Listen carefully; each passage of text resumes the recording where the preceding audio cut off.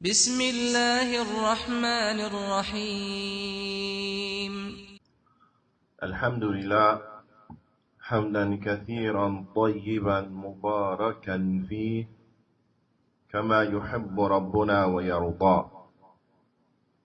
أشهد أن لا إله إلا الله وحده لا شريك له وأشهد أن محمدا عبده ورسوله الناصح الأمين. اللهم صل على نبينا محمد وعلى آله وصحبه أجمعين ومن تمسك بسنته إلى يوم الدين. ثم أما بعد. الحمد لله حمدا كثيرا طيبا مباركا فيه. We continue going over the tremendous piece of advice that is directed toward our Muslim sisters by the Fadilat al-Shaykh al-Allama Shaykh Salih al-Fawzan Hafidhahullah Ta'ala. The Shaykh Hafidhahullah Ta'ala, we are still in the portion of his advice where he is giving advice to the sisters and outlining certain affairs that are to be avoided for their protection, and so that they are safeguarded. And this is something that is tremendously important for the Muslim, and the Muslim man in particular, and that is the protection of our Muslim sisters, the protection of the Muslim women, to make sure that they are protected and that they are safeguarded and that they are not exploited and that they are not used as tools for fitna and the like. This is something that is tremendously important in the deen of al-Islam, and this is part and parcel due to the precious nature of the Muslim women, and that they are precious and more precious than any valued metals, more precious than any valued gems and precious gems. They are more precious than any of these things. The Shaykh Hafidhahullah Ta'ala, he goes on to mention, and again we want to remind that although these things that are mentioned, they are also that which will protect the men and that which the men they benefit from, but the focus here is on the Muslim women, and the focus here is on their protection, and so that they are not exploited and used and abused. The Shaykh Hafidhahullah Ta'ala, he says, وَكَذَلِكَ حَرَّمَ الْإِسْلَامِ الْخَلْوَةَ الرَّجُلِ بِالْمَرْأَةِ. He said also, Islam, it prohibits that a man and a woman be alone, that a man and a woman, they be alone, secluded. بأن يكون هو وإياها في مكان خال ليس فيه غيرها, that she and a man be in a place where that man is alone with her and there's no other one there except for her. نعم. لأن ذلك مدعاة لوقوع الفتنة, because this will be a determining factor for falling into fitna. This will be that which will lead to the occurrence of falling into the fitna. نعم. وقال صلى الله عليه وسلم, and the Prophet صلى الله عليه وسلم, he said, إياكم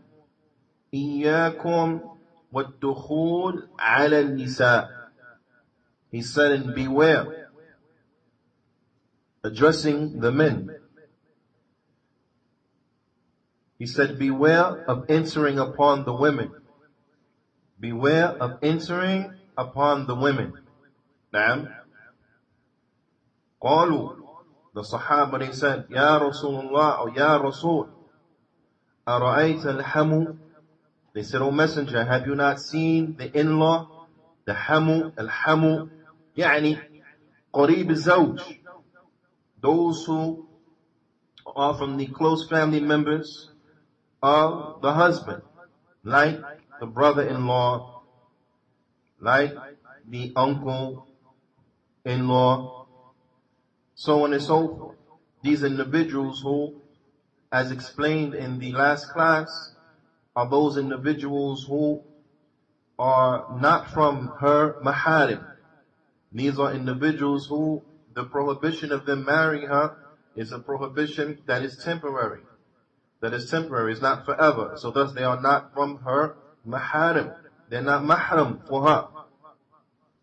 And likewise, as relates to the man, his sister-in-law, or as relates to the man, his aunt-in-law, the aunt of his wife, be it the maternal or paternal aunt of his wife, and the like. Now, these are those close family members. These are those close family members and the like that are referred to. These are examples of the close family members, now, that are referred to. This is al-hamu. So they ask, أَرَأَيْتَ الْحَمُ? Have you, and what about the hamu? What about this close family member? Right? From the extended family or the like, what about this close family member? وقال النبي صلى الله عليه وسلم, and the Prophet صلى الله عليه وسلم, he said, الحمو الموت. He said that the hamu, this close family member, sister-in-law, brother-in-law, uncle-in-law, aunt-in-law, as relates to each respected side, each respected party, meaning man and wife, then they are death. That close in-law that's not maharim, then they are death. They are death. And this hadith is from the hadith of Uqbah bin Amir radiyallahu ta'ala anhu, and it is collected by Imam al-Bukhari. It is collected by Imam al-Bukhari rahimahullah ta'ala. So the hamu is death. We have to beware. يعني, the Shaykh, he says, meaning, أَنَّ خَطْرُهُ أَشَدْ. He said because the danger of this, the like of this relative, it is more. The danger of the like of this relative, then it is more, it's a greater danger. The Shaykh, he says, لِمَاذَا? And why is this? Why is this? Why is the hamu greater? Why is that sister-in-law more dangerous to the husband than other than her? Why is that brother-in-law more dangerous to the wife than other than him? Now, the Shaykh, he says, لأن الأقرباء الزوج يقل التحرج عنهم بخلاف غيرهم. He said because the restraint as relates to the close family members of the husband, not like his brother, his maternal uncle, paternal uncle, so on and so forth. They said that the restraint that will be there is less as relates to them, is less than other than them. Now, meaning when it comes to other than them, there's a greater restraint. When it comes to other than them, there's a greater restraint. You understand? The Shaykh, he says, فَإِنَّ التَّحَرُّجْ عَنْهُمْ مُيَسَّرٌ. He said because the restraint as relates to them, that it is laxed. The restraint as relates to them, it is laxed. So you will find, for example, more times than not, an individual who may be very well restrained as relates to other women. He may be very well restrained. So when he's in the supermarket, when he's in his place of work and doing business and so on and so forth, he's very restrained as relates to these women. So thus, you won't find him conversating with these women like that. But as relates to his sister-in-law, you may find that his restraint is less. So you will find that he will have conversations with his sister-in-law and speak with her in a manner in which he does not speak with other than her.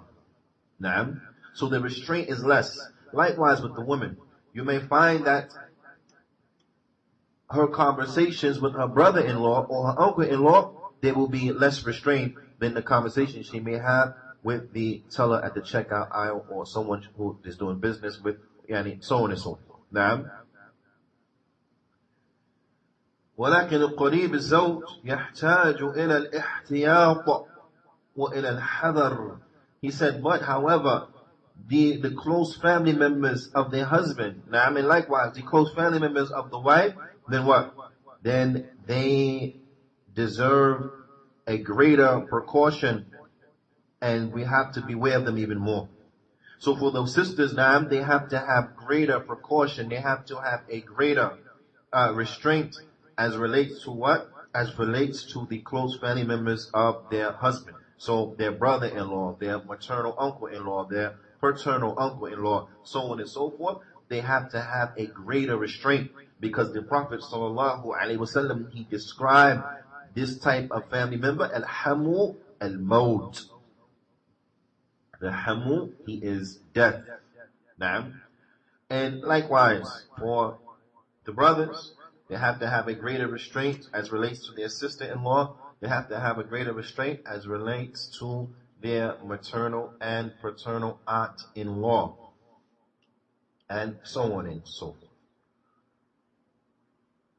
وما نسمع الآن من بعد الجهال أن أخا زوج وعم زوج وقريب الزوج له أن يسلم على المرأة ويصافحها ويخلو معها ويدخل عليها. هذا كلام باطل.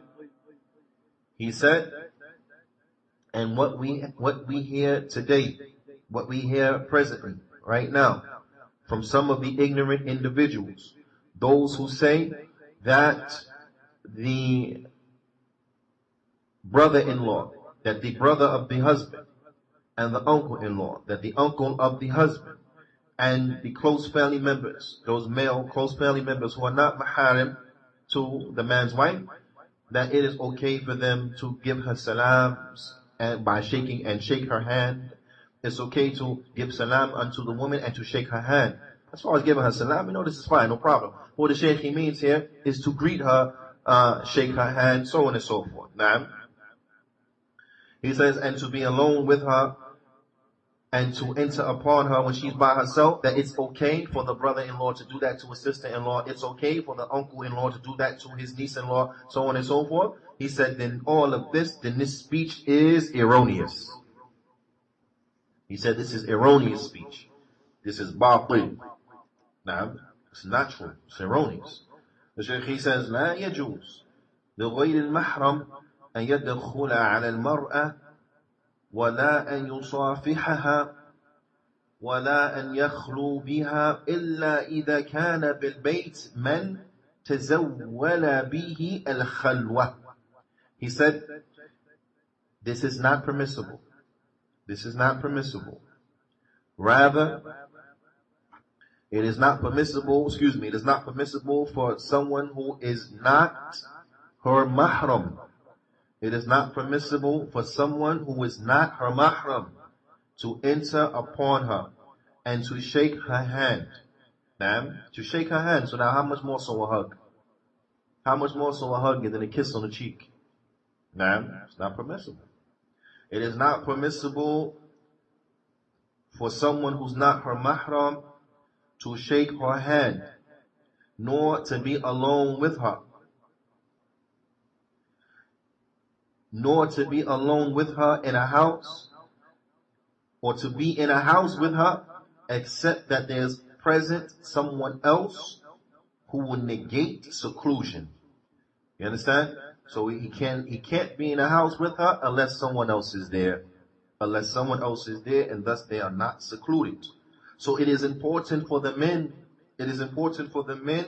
that we we are observant of these rules and regulations with ourselves, and that we ourselves do not enter upon the women who we are not mahram for, and that we avoid being in seclusion with a woman who we are not mahram for. Now, we have to observe this ourselves firstly.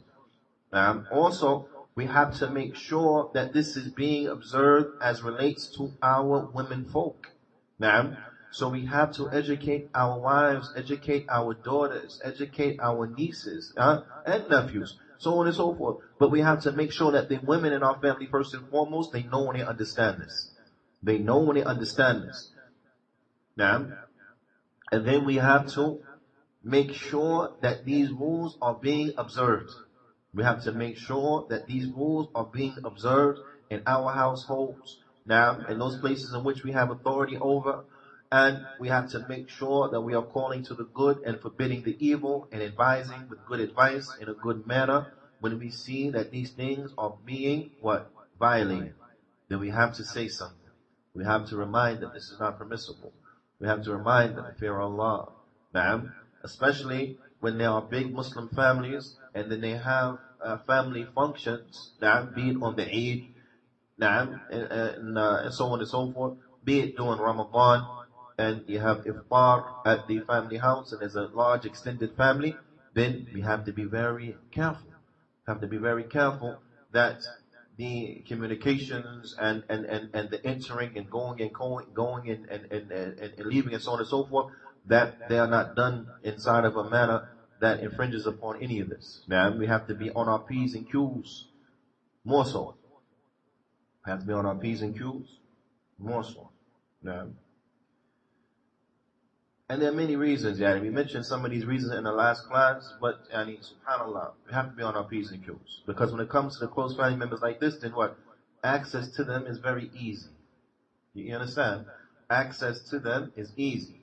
Whereas a person walking down the street, just any person on the street and so on and so forth, it's not easy to gain access to that individual. It's not easy. The person on the street, it's not easy to gain access to that individual. But as far as the close family members, it's easy to gain access to those individuals. It's easy. If you wanted their cell phone number, you can get it, right? It's not hard. It's easy to get it. Now, as far as their residence, where they live, you know what that is. So it's easy. So the access, because of the access being more easier, then the danger is more. The danger is more. So we have to be on our guard more. We have to be on our guard more. The Shaykh, Hafidhullah Ta'ala, he says, وَأَمَّا أَنْ يَدْخُلَ عَلَى الْمَرْأَةِ فِي بَيْتٍ لَيْسَ فِيهِ غَيْرِهَا وَهُوَ لَيْسَ مِنْ مَحَارِمِهَا فَهَذَا خَلْوَةٌ مُحَرَّمَةٌ وَالْخَطَرُ. He said, but as far as entering upon a woman inside of the house where no one is present except for her, for a person who is not her mahram, he's not from her maharim, he said, then this seclusion is prohibited and is dangerous. أو أن يدخل عليها في غرفة, or listen, or that you enter upon her inside of a room خالية ليس فيها غيرهما, that you enter into a room with her. So now listen, if there's no one else with you alone with her in the house, this is khalwa, right? There's no one with you in the house. You want her in the house alone, then this is khalwa. Or for the sisters, you and this man are alone inside the house, this is khalwa. This is seclusion that's impermissible. Now what about the situation where there are other people in the house? Others are present inside of the house. But you go into a room, now a man comes in the room too. You understand? Although there are other people in the house with you, due to the fact that there's no one inside of the four walls, inside of those outer four walls, meaning there's no one else with you alone, there's no one else with you in that room, then this too is khalwa. This too is khalwa, that is muharrama. This too is the seclusion that is haram. So although people are in the other rooms, you go inside of a room The man come inside the room. None of the other people in the house can see you, nor hear what you're saying, nor see what you're doing. This is khalwa. This is haram. So you have to beware. You have to beware. Because, especially when you have the likes of these family gatherings, and it may be a situation where, there's a room, designated room for the coats. So all the coats are inside that room, so on and so forth. Maybe you go inside your coat to retrieve something from your pocket. Unplanned, your sister-in-law happened to come into the room because she has to get something or she, whatever, and you find you and her alone like that. You have to fear Allah. She has to fear Allah. Somebody has to walk out very fast and say, hey, when you finish, then I'll come and finish. I'll come in and do what I have to do. Go ahead. You finish, I'll leave. When you leave, then I'll come and do what I gotta do. Now, not take it light. Oh, what you looking for? This you looking for your coat? This is it. Da, da, da. No, your scarf. Here we go. Meaning, her outer scarf for when it's cold, because she can't uncover in front of him. I want to make that clear. She can't uncover in front of him. I mean the outer scarf because it's cold, snowing, whatever. Like this. So on and so forth. We have to fear Allah subhanahu wa ta'ala as relates to the hamu, because the hamu and maut. I want you to remember that. If you remember anything else on that hadith that is collected by Imam al-Bukhaari, then I want you to remember that sentence. Al-hamu al-maut. Al-hamu al-maut. I want you to remember that. If you gotta write it down phonetically like you think it sounds. Al-hamu al-maut. Literally, I'm serious. If you have to write it down phonetically, A-L-H-A-M, so on and so forth. Not write it down phonetically. I want you to remember at least that sentence and have it on your mind. Al-hamu al-maut. Those close in-laws who are not maharam, they are death. You understand? Wait. The Shaykh, he says, فَهَذَا لَا يَجُوزُ. Being alone with a woman inside of a room, just you and her, is not permissible. لِأَنَّهُ سَبَبْ لِوُقُوعِ الْفِتْنَةِ. Because this is a reason and a cause that leads to fitna. It leads to trials, it leads to tribulations, it leads to haram. This is the setting that the haram, it could lead to like that. Do you understand? This is the setting that the haram it could lead to. وَلَوْ كَانَ هَذَا الرَّجُلُ الَّذِي فِي الْمَكَانِ طَيِّبًا. Even if this man is in a good place. Even if this man is in a good place. Na'am. Being alone with an individual who you're not mahram for is death. This is what needs, because look, people do not fall into fornication. They do not fall into adultery, except that they're secluded with the person who they're committing the haram act with. Do you understand? They don't fall into adultery. They don't fall into fornication, except that they're alone at some point to commit that act. And usually, previously, they were alone at some point to arrange that act. You see? So, being alone and being inside of this seclusion, then this is from the means of falling into the haram. It's from the means of falling into the haram. It's from the means that instigate the haram. You understand? Because the shaitan, he will beat you down. The shaitan, he will beat you down. Because maybe it started with some glances. Maybe it started with the individual. Not maybe it always starts with the individual. What? Not lowering their gaze. They don't lower their gaze. It's the look. Then after the look, it becomes a speech. It becomes a talk. After the talk, there becomes what? An arrangement. You're setting it up. After that, then there comes the seclusion with the haram. Now, that's how it works. So we have to be careful, and none of us should feel like, no, not me, I'm such strong iman, and so on and so forth, that it's impossible for me to fall into this. Never believe this, because if this is what you're believing, then you're already being set up. If this is what you think, you are already being set up. Do you understand? The Prophet sallallahu alaihi wasallam, he told us in a hadith that's authentic, that has been collected by Imam at-Tirmidhi and Imam Ahmad fi Musnadih, from the hadith of Umar bin Khattab radiyallahu ta'ala anhu. The Prophet sallallahu alayhi wa sallam, he said, ما خلا الرجل بامرأة إلا كان ثالثهما الشيطان. The Prophet sallallahu alayhi wa sallam, he said that a man is never alone with a woman. Listen. A man is never alone with a woman. That woman includes your sister-in-law. That woman includes your aunt-in-law. So on and so forth. Now, a man is never alone with a woman except that shaitan is the third of them. Except that shaitan, he is the third of them. You understand? يعني أن الشيطان يحضر ويزين لهما الوقوع في الفاحشة. That the shaitan, he is present with them and he will beautify for them falling into fornication. He will this is what it means here. Al-fahisha, this means illicit sexual acts. This is what it means here.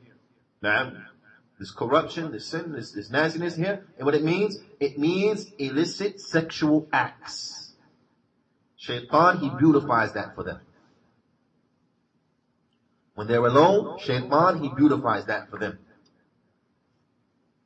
لأنه يدعو إلى الفتنة, because the shaitan, he urges and he calls the shaitan, he calls to the fitna.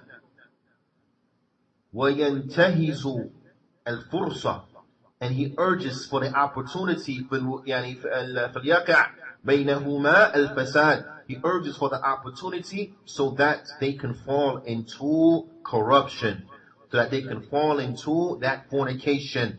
He beautifies that for them. He beautifies that for them. He tempts them by way of each other so that they will fall into fornication. And this happens what? When the people are alone. You understand? When the people are alone. وَعِيَاذُ بِاللَّهِ وَعِيَاذُ بِاللَّهِ. We have to seek refuge in Allah subhanahu wa ta'ala from the likes of this. Seek refuge in Allah subhanahu wa ta'ala from the tricks and the traps of the shaitan. We have to be on our guard and observe these rules and regulations because they are there for our protection. ولأجل القطع الطريق على الشيطان وعلى أعوانه وعلى الفساد منع الشارع الخلوة الرجل بالمرأة. And so as to sever the road of shaitan and to sever the road of his helpers and to sever the fasad, falling into fornication and that, then the legislation, it has prohibited that a man and a woman be alone together. It has prohibited that a man and a woman, they be alone together, because that will close the door for that. If the man and the woman are never alone together, then they're not going to fall into the likes of this. They're not going to fall into the haram. You understand? ومما جد في وقتنا هذا من الخلوة المحرمة. And also from the things that will enter into this type of prohibited privacy, this type of khalwa, this seclusion, in our time, do you know what that is? ركوب المرأة وحدها مع سائق. It is a woman riding alone in a car with the driver. A woman being alone in a car with a man. A man الذي ليس من محارمها. A man who is not from her maharim.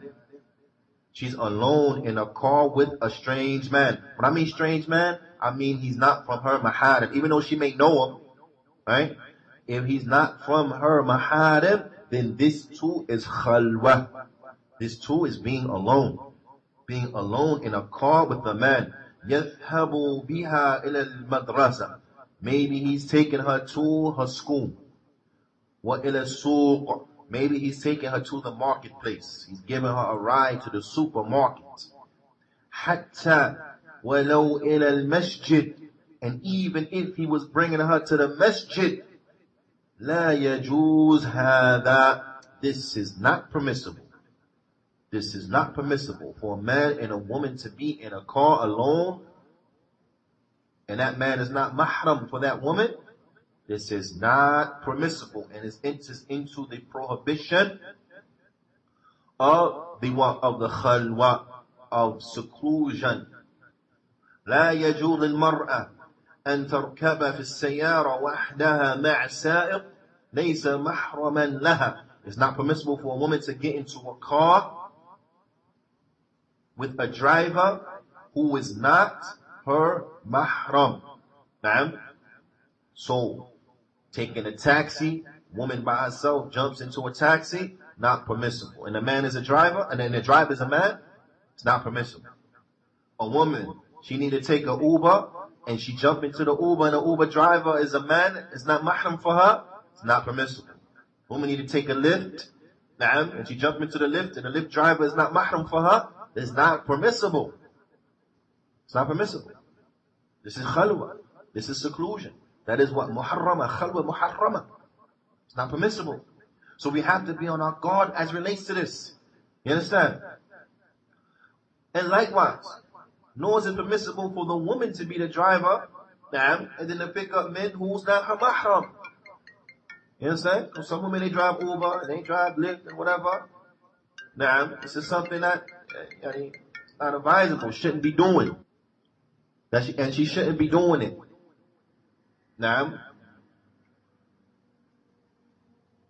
على كل حال,